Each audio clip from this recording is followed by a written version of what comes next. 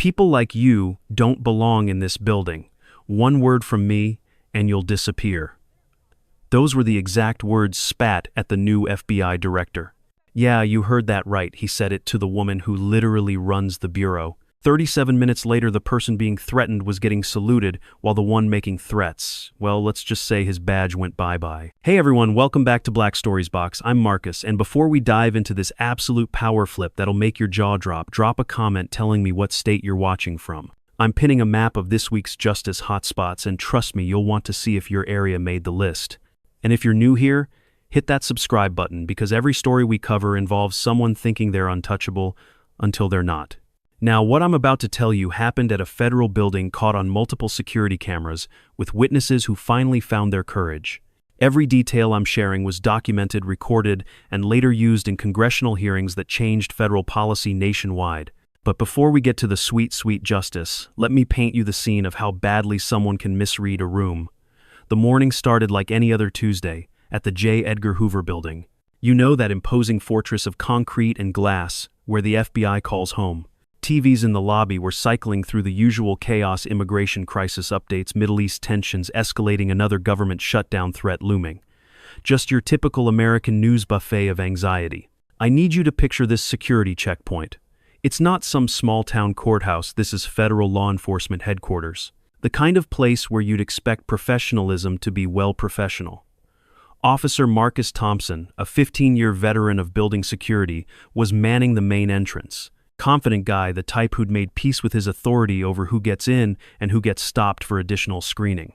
Around 8:47 a.m., a well-dressed white businessman approached the checkpoint. Expensive suit, leather briefcase, the works. Thompson barely glanced at his ID before waving him through with a casual, "Have a good one, sir." The metal detector hadn't even finished its beep cycle. 2 minutes later, a black woman in her early 40s approached the same checkpoint. Professional attire, confident stride, federal ID ready. This was Director Sarah Williams, though Thompson had no clue he was about to make the biggest mistake of his career. "Hold up," Thompson's voice cut through the lobby noise. "Need to run a more thorough check here." Sarah handed over her identification calmly. FBI credentials clear as day. But instead of the swift processing, the previous visitor received Thompson examined the ID like he was searching for hidden treasure. He held it up to the light, squinted at the photo, even tapped it against the counter. "People like you," he said, his voice loud enough for the gathering crowd to hear, "sometimes try to get clever with fake documents." The words hung in the air like smoke. Several people in line shifted uncomfortably. A young analyst named Jessica Park, who'd been grabbing coffee, glanced at her watch, noting the timestamp 8:49 a.m. She had no idea she was witnessing history in the making. Thompson wasn't done. He demanded Sarah empty her purse, completely spreading the contents across a metal table for everyone to see. Lipstick, breath mints, phone charger, all treated like potential evidence in some imaginary crime. Meanwhile, 2 more white visitors passed through behind her without so much as a second glance. "This is highly irregular," Sarah said, her voice steady but firm. "I'm requesting your supervisor." My supervisor. Thompson actually laughed. "Lady, I am the supervisor here. And if you keep pushing back, I'll write you up for obstruction. One word from me to the right people, and trust me, you'll disappear from federal employment faster than you can blink." That's when Jessica, still clutching her coffee, did something that probably saved her own career later. She approached Thompson with a small cup of water, thinking Sarah might need it after the obviously stressful encounter. Thompson swatted the cup away, sending water splashing across the floor. "Don't interfere with security protocols," he barked at Jessica, who stumbled backward. Unknown to everyone in that lobby, including Thompson, a red light had been blinking steadily on every security camera. The feeds were being monitored in real time by the FBI's Internal Security Division. And Sarah, well, she calmly reached for her phone and sent a simple 3-letter text, XRY. Within seconds, multiple screens lit up in the FBI's command center. Deputy Director Michael Harrison, who'd been reviewing morning briefings, suddenly had a very different priority on his hands. The scene was being recorded from 6 different angles, crystal clear footage of a federal security officer systematically humiliating his own director, while making threats about ending careers. Harrison leaned back in his chair and made a decision that would reshape how federal facilities handle security screening forever. "Let it play out," he told his team. "We need to see exactly how deep this goes." Thompson wasn't satisfied with the public humiliation. Oh no, this was just getting started. He insisted on conducting what he called an enhanced security review in a private room adjacent to the main checkpoint. Sarah's phone was confiscated as per protocol, though several regular visitors noticed their devices hadn't been touched. The room was windowless, sterile, with a metal table and 2 chairs that had seen better decades. Thompson placed a clipboard in front of Sarah with papers already partially filled out. "This is a voluntary departure form," he explained, clicking his pen like a tiny weapon. "States that you're leaving the building of your own accord due to inability to meet security requirements. Sign here, and we can all move on with our day." Sarah read the document carefully. It was bureaucratic fiction at its finest, designed to make Thompson's actions look justified in any future review. But there was a problem with his little power play. Sarah knew federal regulations better than Thompson could have imagined. "I'm invoking Section 4.7 of the Federal Facility Security Guidelines," she said calmly. "Any detained individual has the right to medical assistance and witness presence during extended screening procedures." Thompson's confident expression flickered. Section 4.7, he'd never heard of it probably because he'd skipped most of his mandatory training updates, but Sarah's knowledge of specific regulations made him nervous. To cover his confusion, Thompson decided to escalate. He pulled out what appeared to be a gym membership card that had fallen from Sarah's purse. "Explain this," he demanded. "Why are you carrying fake federal identification?" The card was from FitLife Gym, complete with Sarah's photo and a membership number. But in Thompson's hands it became evidence of document fraud.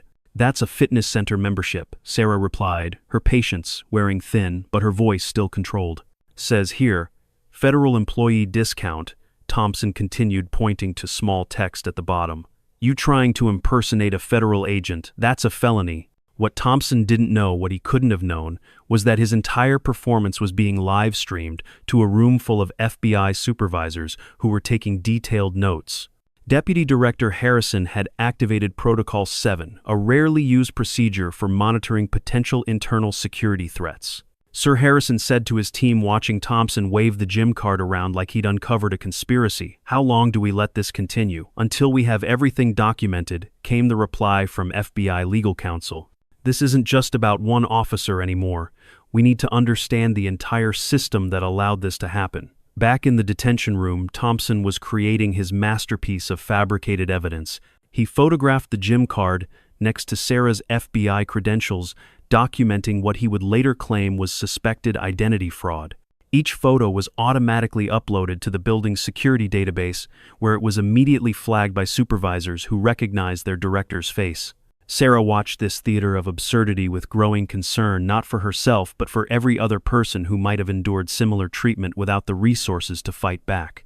How many people had been humiliated, threatened, or disappeared from federal employment by Thompson's authoritarian routine? "Officer Thompson," she said, "I need you to understand that your actions today are being documented and will be subject to review." "Is that a threat?" Thompson's voice rose. "Because threatening a federal security officer is a serious crime. Keep talking, and I'll add that to your file too." He was digging his own grave with remarkable efficiency, each shovel full of dirt documented in high definition from multiple camera angles. Jessica Park, still shaken from the water cup incident, had positioned herself where she could see into the detention room through a partially open door. She was taking notes on her phone, timestamping every interaction. Meanwhile, the command center was building a real-time case file. Every word, every action, every violation of protocol was being cataloged by people who actually understood federal law. Thompson thought he was the hunter, but he'd been the prey since minute one. The irony was perfect. Thompson was trying to make someone disappear from federal service while simultaneously documenting every reason why he should disappear instead. And the cameras, those helpful little electronic witnesses, were capturing everything with the kind of clarity that makes lawyers smile and defense attorneys weep. Word was spreading through the building's staff with the efficiency of a controlled leak. Security manager David Chen had gotten a text from Jessica Park Thompson's gone full rogue in detention room B. Office manager Patricia Williams knew something was seriously wrong when she saw Deputy Director Harrison walking briskly toward the lobby flanked by 2 internal affairs investigators. But the real drama was happening behind the scenes, where people were making career-defining choices about whether to speak up or stay silent. Patricia had been watching Thompson's behavior escalate for months. The random additional screenings that always seemed to target the same demographic. The way certain visitors got expedited treatment, while others faced increasingly aggressive questioning. She'd kept quiet, partly out of fear that challenging Thompson might affect the building's security contract renewal. FedGuard International had been their contractor for 5 years, and Patricia knew they valued low-incident reports over actual fairness. Security Officer Richard Hayes, nearing retirement after 23 years of federal service, was having his own crisis of conscience. He'd witnessed Thompson's behavior during night shifts when supervisors weren't around and cameras supposedly weren't monitored. Thompson had a habit of making people wait in detention rooms while he took extended coffee breaks, a psychological tactic designed to break down resistance. Richard had documentation, a personal notebook where he'd recorded timestamps, visitor names, and Thompson's increasingly inappropriate comments. For months he'd told himself he was gathering evidence. In reality, he'd been gathering courage. Back in Detention Room B, Thompson was building his fictional case with the dedication of a method actor. He'd photographed Sarah's belongings from multiple angles, written a report describing suspicious behavior and possible document fraud, and even spilled coffee on her jacket, claiming it was an accident while noting in his report that she appeared agitated and unprofessional. "You know what I think happened here," Thompson said, leaning back in his chair with the satisfaction of someone who believed he'd solved a puzzle. "I think you got hold of real FBI credentials somehow. Maybe you work in a government building, maybe you know someone, but I think you're testing our security to see if you can get past with fake identification." Sarah looked at him with something approaching pity. "Officer Thompson, what would convince you that my identification is legitimate?" "A call to FBI headquarters," Thompson said smugly. "But here's the thing, I know people there. I know the real agents. And I can tell you right now, they don't look like you." The racism wasn't even subtle anymore. Thompson had abandoned all pretense, confident that his authority within this building was absolute. He'd been playing this game for years, and no one had ever challenged him successfully. What Thompson didn't realize was that his confidence was about to collide with reality in the most spectacular way possible. Jessica Park, still maintaining her lookout position, saw Deputy Director Harrison approaching with backup. She quickly texted Richard Hayes, "It's happening now. They're coming down." Richard looked at his phone, then at his notebook, full of evidence, then at his retirement papers sitting on his desk. 23 years of service. 6 months from full pension. The safe choice was obvious. He picked up his notebook and headed for the lobby. Meanwhile, in the FBI command center, the decision had been made. Harrison had everything he needed: clear video, evidence of discrimination, documented threats, procedural violations, and a pattern of behavior that suggested systemic problems beyond just one officer. "Initiate contact," Harrison said, "and bring the full team. I want this documented so thoroughly that there's no wiggle room for anyone involved." The elevator descended toward the lobby, carrying with it the end of Thompson's career and the beginning of a conversation about how federal buildings really treat their visitors. Sarah's 37-minute nightmare was about to become Thompson's career-ending reality check. But first, Thompson had one more threat to make, one final display of the authority he thought was unshakable. He had no idea that his next words would be played in congressional hearings and quoted in federal policy documents for years to come. The elevator doors opened with a soft chime that somehow sounded like a death knell for Thompson's career. Deputy Director Harrison stepped into the lobby, flanked by 2 internal affairs investigators and a legal counsel who was already taking notes.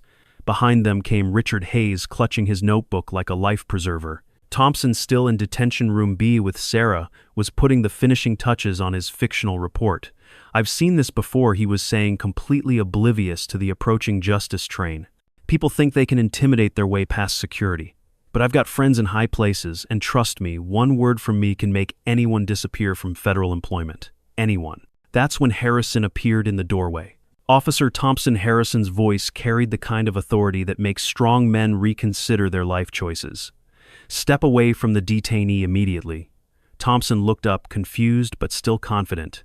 He'd dealt with supervisors before, and his usual strategy was to double down on his authority. "Sir, I'm conducting a security investigation.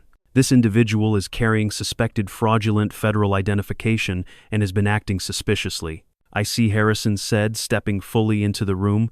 Behind him, cameras were capturing every moment in 4 Kelvin clarity. "And have you had the opportunity to meet Director Sarah Williams of the Federal Bureau of Investigation?" The words hit Thompson like a physical blow. Director Sarah Williams, FBI. The pieces started falling into place in his mind, each one landing with the weight of career-ending realization. Sarah stood up slowly, her dignity intact, despite 37 minutes of systematic humiliation. "Deputy Director Harrison," she said formally, "I appreciate your response time." Harrison's next move was choreographed perfectly. He stepped aside, allowing the entire lobby to see as he rendered a crisp, formal salute to Sarah. "Director Williams, my sincere apologies for this incident. We have everything documented and are prepared to proceed with immediate corrective action." Thompson's face went through a series of color changes that would have been comical if the situation weren't so serious. Pale, white to red to gray, like a mood ring having an existential crisis. But Thompson stammered, still holding the gym membership card like it was evidence of international espionage. "She is the director of the Federal Bureau of Investigation," Harrison said, each word precisely enunciated. "And you have just spent 37 minutes systematically violating her civil rights, threatening her employment, and documenting fraudulent charges against a federal law enforcement official." The legal counsel stepped forward with a tablet, which he placed on the metal table where Sarah's belongings had been spread out like evidence. "Officer Thompson, this device contains audio and video recordings of your interactions this morning. I'm particularly interested in your statement about making people disappear from federal employment." Thompson's mouth opened and closed soundlessly. In the lobby, a crowd had gathered, federal employees, visitors, contractors, all watching the most powerful reversal of fortune most of them had ever witnessed. Harrison reached into his jacket and produced a set of documents that had been prepared with remarkable efficiency. "Marcus Thompson, you are hereby suspended from duty pending investigation. Your federal security clearance is revoked immediately, and your access to this building is terminated." Two security officers, not Thompson's usual crew but FBI personnel, stepped forward. "Sir, your badge and credentials, please." Thompson looked at the badge he'd worn for 15 years, the symbol of authority he'd used to intimidate countless visitors. His hand shook as he unpinned it from his uniform. Furthermore, Harrison continued, "This incident has triggered a comprehensive review of security protocols at all federal facilities. The Department of Justice will be conducting interviews with current and former staff to identify any patterns of discriminatory behavior." Sarah finally spoke, her voice carrying none of the anger Thompson deserved to hear, but all of the authority he'd tried to deny. "Officer Thompson, in my 37 minutes in your custody, you provided me with a masterclass in how not to serve the American people. The question now is whether you acted alone or as part of a larger pattern." Richard Hayes stepped forward, his notebook open. "Director Williams, I have documented 17 similar incidents over the past 8 months. Names, dates, specific behaviors. I should have spoken up sooner." The crowd in the lobby was silent, understanding they were witnessing something historic. Thompson, meanwhile, was being led away by FBI security, his 15-year career ending not with retirement celebrations but with the click of handcuffs and the whir of cameras documenting his departure. But this wasn't just about one officer's fall from grace. This was about a system that had allowed discrimination to flourish in the shadows of federal authority, and a reckoning that was just beginning. Within hours, Sarah's experience had triggered what federal investigators would later call the most comprehensive audit of facility security protocols in DOJ history. It wasn't just about Thompson anymore, it was about the system that had enabled him and potentially hundreds of officers like him across federal buildings nationwide. The investigation moved with the efficiency of an organization that had suddenly realized it might have a systemic problem. FedGuard International, the private contractor responsible for building security, found themselves facing their worst nightmare, a paper trail that connected Thompson's behavior to broader patterns of discrimination. Sarah convened an emergency meeting in conference room 7 Ampere, a space normally reserved for counterterrorism briefings. Present were Harrison FBI legal counsel Maria Rodriguez, Civil Rights Division attorneys, and representatives from the Inspector General's office. The agenda was simple: figure out how deep this rabbit hole went. "We've identified 47 complaints filed against various security officers across 12 federal facilities in the past 18 months. Rodriguez reported, pulling up a spreadsheet that painted a disturbing picture. 38 of those complaints were filed by individuals from minority backgrounds. The complaints were processed by FedGuard's internal review system and disappeared. Disappeared how, Sarah asked, though she suspected she knew the answer.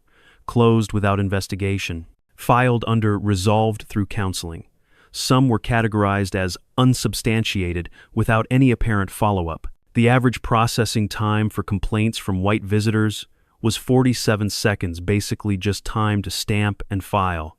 For complaints from minorities, 12.3 minutes of processing, followed by additional scrutiny of the complainant's own background.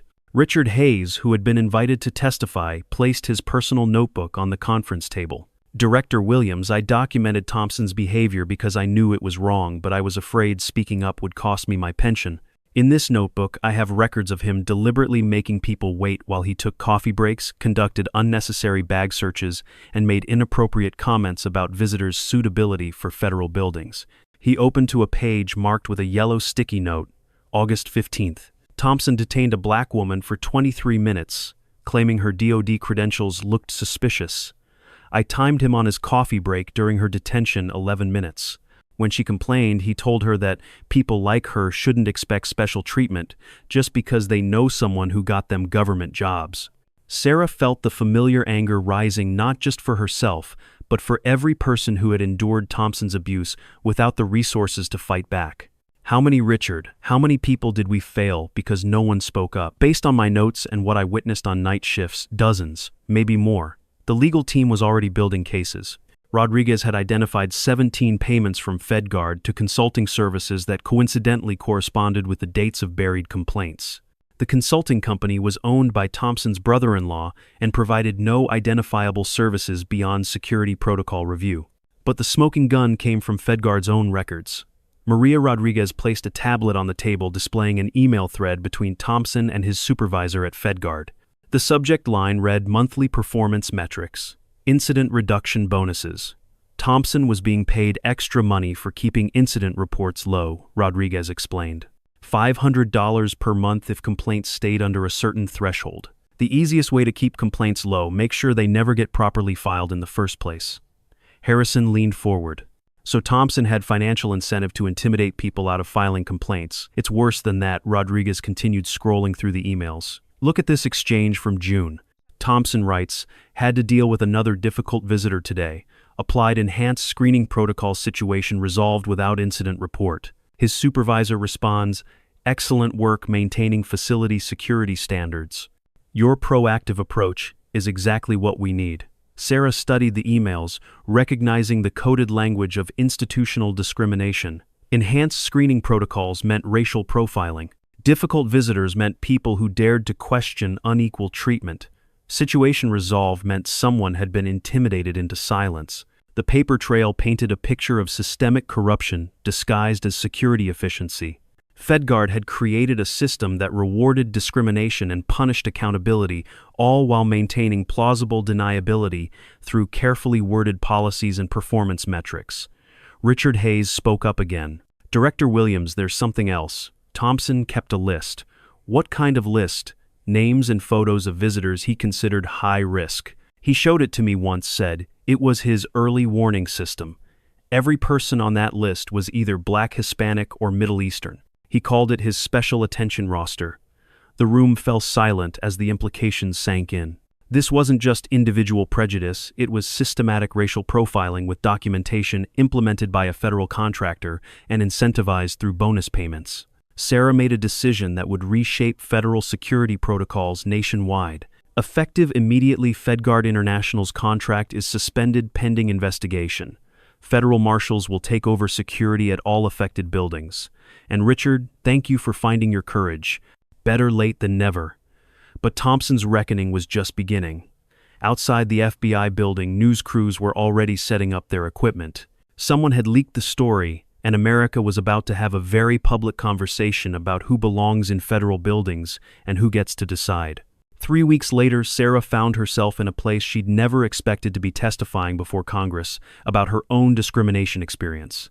The Senate Judiciary Committee had called emergency hearings after the FedGuard scandal exploded into national news, and Committee Chair Senator Rebecca Martinez had personally requested Sarah's testimony. The hearing room was packed with cameras, reporters, and civil rights advocates who had waited years for this moment. Representative David Chen, who had experienced similar treatment at a federal courthouse in San Francisco, had compiled testimonies from 43 other officials who had endured discriminatory security screening. Sarah sat at the witness table looking at the gallery filled with people whose stories had been ignored for too long.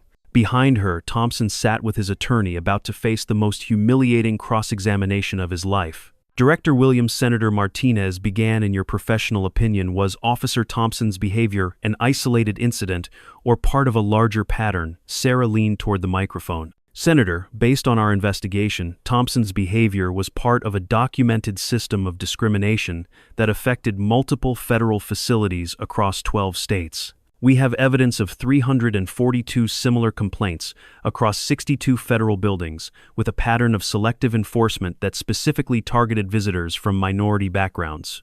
The numbers hit the room like a physical force. 342 complaints, 62 buildings. This wasn't about one bad officer anymore. Representative Chen held up a thick folder. Director Williams, this contains sworn affidavits from federal employees, contractors, and visitors who experienced discriminatory treatment. The earliest complaint dates back 4 years. How is it possible that this pattern went undetected for so long? It didn't go undetected, Sarah replied, her voice carrying the weight of institutional failure. It was systematically concealed by a contractor that had financial incentives to suppress complaints and federal oversight that was inadequate to catch the deception. Sarah's next statement would be quoted in newspapers for weeks. We didn't have a few bad apples. We had a rotten system that rewarded discrimination and punished accountability. When Thompson was called to testify, the contrast was stark. Gone was the confident officer who had threatened to make people disappear. In his place sat a man who seemed to shrink with every question. Officer Thompson, Senator Martinez said you were recorded telling Director Williams that people like her don't belong in federal buildings. What did you mean by people like her? Thompson's attorney whispered urgently in his ear before Thompson mumbled, I was referring to individuals who might pose security risks. Based on what criteria? Silence. Officer Thompson, in your 15 years of security experience, can you explain why white visitors averaged 47 seconds of processing time, while minority visitors averaged over 12 minutes? More silence. Representative Chen leaned forward. Officer Thompson, do you believe Director Williams posed a security threat? I was following protocols, Thompson stammered. Whose protocols? Chen pressed. Because according to federal security guidelines, what you did violated at least 17 specific regulations. The hearing's most powerful moment came when Richard Hayes testified about his notebook and his decision to finally speak up. I was 6 months from retirement, he told the committee. I thought keeping quiet was the safe choice. But watching Director Williams maintain her dignity while being systematically humiliated made me realize that my silence was complicity. Senator Martinez asked the question everyone was thinking. Mr. Hayes, how many others remained silent? How many federal employees watched discrimination happen and did nothing? Too many, Senator. Far too many. The committee's final action was swift and comprehensive.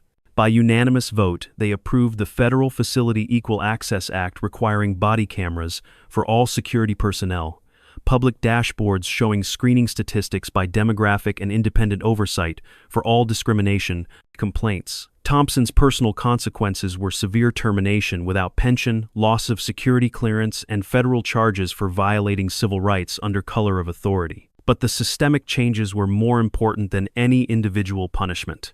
FedGuard International faced congressional investigation contract cancellations worth $47 million and civil lawsuits from dozens of people who had been discriminated against under their enhanced security protocols. As Sarah left the hearing room, a young black woman approached her. Director Williams, I was denied entry to a federal building in Atlanta last year. I filed a complaint, but nothing happened. Seeing you fight back, it gives me hope. That conversation reminded Sarah why the fight mattered. It wasn't about her 37 minutes of humiliation. It was about creating a country where federal buildings truly serve all Americans equally. 6 months after Thompson's threat to make her disappear, Sarah stood in the same lobby where her ordeal had begun. But everything was different now. The checkpoint had been redesigned with better lighting, clear signage explaining the screening process, and electronic displays showing real-time statistics, average processing time, number of secondary screenings, and demographic breakdowns of security interactions. Today's numbers were encouraging. Average processing time 1.2 minutes regardless of visitor background. Secondary screening rate 3.7% for all demographics. Complaints filed 0 in the past 14 days. The new security team operated under federal marshal supervision with body cameras recording every interaction and a direct hotline to the Inspector General's office for immediate complaint processing. Jessica Park, the young analyst who had tried to offer Sarah water during her detention, was now the facility's civil rights compliance officer, a position created specifically because of lessons learned from the Thompson incident. Director Williams, Jessica said, approaching with a tablet showing the morning's security metrics. We just processed a group visit from the Congressional Black Caucus. Total time for 23 visitors, 18 minutes. No secondary screenings required. Sarah smiled, remembering when such efficiency seemed impossible. How's the staff adjustment going? Remarkably well. When people understand they're being monitored fairly and consistently, performance improves across the board. The new officers tell me they prefer the clear guidelines and documentation requirements. Takes the guesswork out of their job. The transformation hadn't been easy. Implementing body cameras, retraining staff, and creating oversight systems required congressional funding and bureaucratic persistence. But the results spoke for themselves. Discrimination complaints at federal facilities had dropped 63%, processing time disparities had decreased 78%, and public trust in federal security had improved measurably. Thompson, meanwhile, had found employment as a night security guard at a private warehouse. His federal law enforcement career was permanently over, his pension forfeited, and his name had become synonymous with the kind of discrimination federal agencies were working to eliminate. Local news had tracked him down for a follow-up interview, but he declined to comment. The ripple effects extended far beyond individual careers. The Federal Facility Equal Access Act had been signed into law, creating nationwide standards for equitable treatment at government buildings. Civil rights organizations used Sarah's case as a template for challenging discrimination in other federal contexts. Law schools taught Thompson's downfall as a case study in how institutional racism disguises itself as security protocols. But perhaps the most meaningful change was cultural. Federal employees now understood that discrimination wouldn't be tolerated, concealed, or explained away. The message was clear: America's government buildings belong to all Americans, and the people who protect those buildings are accountable to everyone they serve. Sarah paused at the exact spot where Thompson had thrown her ID on the floor 6 months earlier. Today, a different kind of scene was playing out. A young Latina woman was approaching the checkpoint with her children, visiting for a school field trip about government careers. The security officer, a middle-aged black man named Officer Davis, greeted them warmly, explained the screening process, and had them through the checkpoint in under 2 minutes. "Mom," one of the children said as they passed through, "could I work in a building like this someday?" "Absolutely," the mother replied.